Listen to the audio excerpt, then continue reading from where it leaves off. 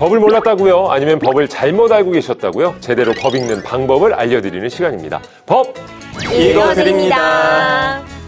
아, 요즘에는 현금 주고 뭔가 물건을 산다? 이거 참 익숙치 않은 일인 것 같아요. 저 진짜 현금을 만져본 기억이 굉장히 오래됐는데, 네. 뭐 일단 핸드폰에다가 뭐 신분증까지 되고 카드까지 다 되는 그렇죠. 세상이니까. 네. 네, 진짜 뭐 스마트폰 뱅킹도 거기서 하고, 결제도 그냥 뭐 가볍게 앱 카드로, 네, 카드를 아예 꺼내지도 않아요. 네. 저는 이제 아이를 키우다 보니까 사실은 현금이 좀 필요하겠다라는 생각이 든 게, 저도 벌써 이제 체크카드 같은 거 만들어줬거든요. 네. 근데 이제 돈으로 직접 주는 게 아니라 그냥 입금을 해서 주니까 너무 돈을 쉽게 생각하는 거예요. 필요할 때마다 돈 넣어줘 하니까, 야, 요런 면에서 좀 현금 예전처럼 좀 써야 되나 이런 생각도 좀 합니다. 맞습니다. 세뱃돈도 요새 이렇게 다 네, 본인들의 체크카드 통장에 넣어준다고 하더라고요.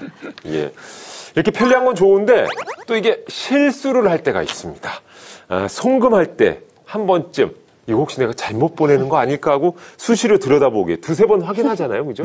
저도 계좌번호 틀릴까봐 네. 꼭 이거 이렇게 하나하나 이렇게 매칭해보는 습관이 있는데 일일이 확인해야 돼. 요즘은요, 이제 뭐 앱 결제 이런 거 하니까 결제가 너무 쉬운 거예요. 맞아. 송금도 너무 쉬워서 사실 예전에는 뭐 공인인증서도 필요하고 뭐 여러 단계도 거치고 하니까 잘못 보내기 어려웠는데 요즘은 진짜 까딱 잘못하면 잘못 보내겠더라고요. 잘못 보낼 때는 아찔하지만 만약에 잘못 보내진 돈이 내 통장에 들어왔다. 이걸 횡재로 봐야 될까요? 아니면 이 돈을 또 어떻게 처리를 해야 될까요? 자, 오늘 법있다 사연 차고 송금 때문에 벌어진 일이라고 합니다. 확인해 보시죠. 오늘 또 라면이야? 아, 인생이 왜 이렇게 소박하냐? 내일 모레가 대출금 갚는 날이야. 허리띠 제대로 졸라 매야지. 엄마! 형! 요즘 내 소원이 뭔지 알아? 하늘에서 돈 떨어지는 게 내 소원이야. 나도 복권이 좀 됐으면 좋겠는데 아, 이게 안 되네. 야, 그 돈 모았으면 벌써 대출금 갚고도 남았어. 복권 그만 좀 사. 땡? 뭐야? 나 돈 들어왔는데? 1, 10, 100, 2천만 원! 형! 내 꿈이 현실이 됐어! 꿈은 무슨 너한테 돈 보낼 사람이 어딨다고. 이거 심정 보이스피싱 이런 거 같은데? 저 질문 금지. 이거는 저기 그냥 지금 하늘의 계시야, 이거는. 그래 네 말이 맞아. 하늘에 응답한 거라고. 나 옷 입는다. 나가야지. 야, 이놈들아. 이사간 돈 함부로 쓰면 너희 큰일 난다. 저희는 큰일까지 감당할 준비가 됐습니다, 어머니. 아, 인생은 한 방이에요. 오늘 때 빼고 광내고 한번 제대로 하자. 자, 출발! 와, 두 분 부티가 좔좔. 아, 요 신상 한정판 어떠세요? 아, 지금 아니면 못 사. 신상 한정판? 비쌀 텐데. 이거 얼마예요? 형, 돈 걱정하지 말고 사, 그냥. 야, 역시 동생이 통이 크네. 이 옷에 어울리는 신발도 있는데. 셋도? 셋돈은 또 못 참지. 주세요.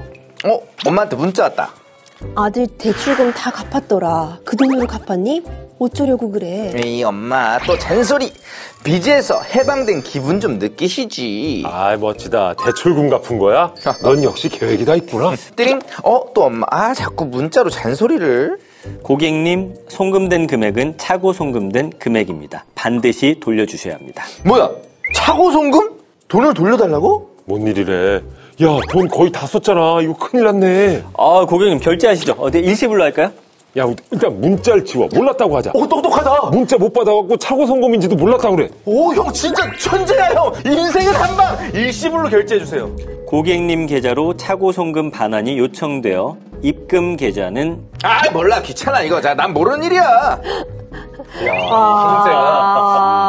형제가 아주 용감하네. 오늘만 사네. 오늘만 살아 아주. 근데 다 유혹이 오지 않을까요? 내 통장 계좌에 갑자기 한 2천만 원이 딱 꽂혀있다. 안 쓰실 것 같아요? 쓰실 것 같아요? 어떨 것 같아요? 근데 저는 불안할 것 같아요. 근데 이게 상황상 정말 이 돈이 너무나 필요하고 그러면은 이게 막 그렇게 안 느껴지고 막 빨리 쓰고 싶을 것 같아요. 막 모른 척하고. 맞아요. 엄청난 유혹이 될 수도 있겠죠. 자, 본인 통장에 잘못 송금된 돈을 아주 시원하게 다 써버린 그런 사연이었습니다. 딱 봐도 이러면 안 될 것 같은데 말이죠. 자, 사건 한번 정리해 주시죠. 네, 실제로 이제 지난해 1월에 그 피해자 B씨가 실수로 A씨 계좌로 2천만 원을 송금을 합니다.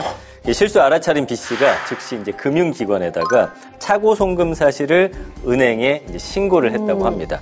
그 후에 이제 은행에서 A씨에게 차고 송금 사실을 알리고 반환을 해달라는 이제 문자 메시지를 보냈는데요. 근데 이제 A씨는 이 연락을 무시하고 빚 변제하고 생활비 등으로 이 송금된 돈을 사용을 했다고 합니다. 결국 이제 A씨가 이 돈을 돌려주지 않으니까 결국 수사기관에 의해서 재판에 넘겨진 그런 사건입니다. 아니 근데 이게 지금 은행에 차고 송금했다고 하면은 바로 돌려주는 게 아닌 거죠? 맞습니다. 이제 통장에 그 입금된 그 순간부터는 이 금액이 수취인의 소유가 돼요. 오. 그렇기 때문에 이제 차고 송금된 그 돈이라고 하더라도 은행이 이거를 강제해가지고 반환할 수 없는 그런 상황이에요. 네, 그러니까 사람 간에 이미 내 통장으로 들어오면 은행이 그것을 알아서 빼가서 다시 줄 수 없다. 뭐 이런 얘기인 것 같은데.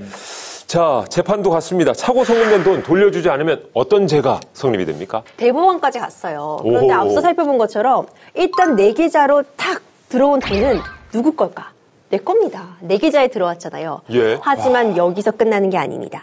내 돈이 됐다고 해도 나는 이 돈을 가질 수 있는 게 아니라 잘 보관해줄 의무를 부담하게 됩니다. 네. 그러니까 신익칙상 이걸 잘 관리하고 보관해둘 의무를 부담한다 이렇게 볼 수 있는 건데 따라서 이 받은 사람 수취인은요 법률상 원인 없이 갑자기 타인의 재산으로 이익을 얻은 거기 때문에 송금인에게 돈을 반환해야 합니다. 만약 잘못 송금한 돈 내가 잘 보관만 해둬야 되는데 임의로 사용해버리면 횡령죄 처벌이 가능하거든요. 예. 5년 이하의 징역 또는 1,500만 원 이하의 벌금에도 처해질 수 있습니다. 아, 그렇다면 이게 가장 중요할 것 같은데 사건의 이 재판 결과가 어떻게 됐습니까? 지금 이 사안 보면 잘못 송금된 거 알고 있었잖아요. 네. 그리고 은행으로부터 문자도 받았습니다. 네. 이걸 충분히 알고 있는 상황에서도 돈을 개인적인 용도로 사용한 점을 문제 삼은 건데요. 하지만 재판이 진행되는 과정에서 다시 돌려줬습니다. 피해 금액은 변제를 했고 자신의 잘못을 인정하면서 합의를 했던 점 이런 사정들은 가만히 되어서 벌금 500만 원이 선고가 됐습니다. 아이고. 결국 500만 원 또 벌금 낸 거예요. 그죠? 원래 그 돈도 돌려줘야 되는 거고. 나 아까부터 쓰지 말라고 그랬잖아.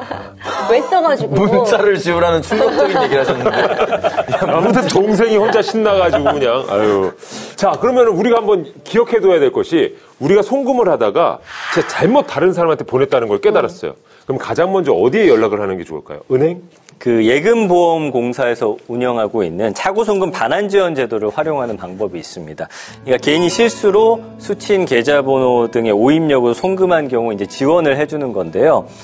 단 이제 차고송금 금액이 건당 5만 원 이상 1억 원 이하일 경우에만 이제 신청이 가능하고 신청 기간도 있는데 차고 송금일로부터 1년까지입니다. 만약에 이제 차고 송금을 했다라고 한다면 이제 먼저 은행에 자진 반환을 요청을 해야 되고요. 그 이후에도 이제 이 돈이 반환이 되지 않는다라고 하면은 예금보험공사 홈페이지 또는 직접 방문을 해서 신청을 할 수가 있습니다.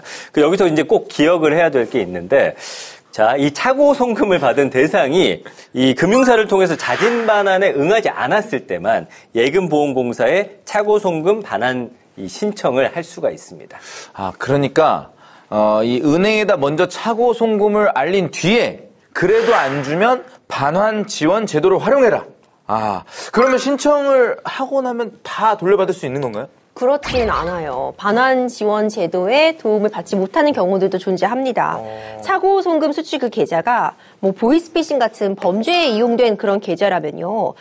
반환 지원되지 않습니다. 뿐만 아니라 압류, 강제 집행된 계좌여도 반환이 안 될 수 있습니다. 수취인이 사망했거나 파산 절차가 진행 중인 경우에도 지원 대상에서 제외가 되니까 이런 예외 사유들은 좀 알고 계시는 게 좋을 것 같아요. 자, 이렇게 예금보험공사에서도 지원을 해줄 수 없다라고 하면 그 다음엔 어디에 기대해야 할까요? 이번 사건처럼 재판으로 가야 됩니까? 그렇죠. 그렇습니다. 이게 재판으로 가야 돼요. 사실 재판이 쉽지는 않죠. 하지만 이런 제도들을 활용해도 지원을 받지 못했다면 재판으로 갈 수밖에 없습니다. 대표적인 것이 지급명령 신청이나 아니면 부당이득 반환 청구 소송 진행하실 수 있는데요.